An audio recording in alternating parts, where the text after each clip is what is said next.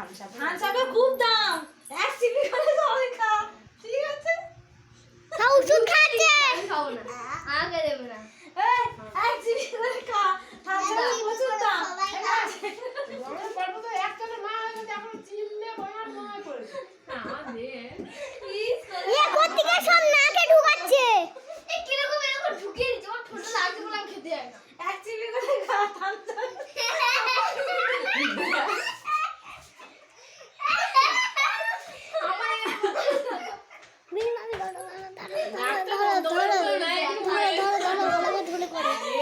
অনেক দাম থামসাপের, বলে তুমি 1 চিপি খা। এই জল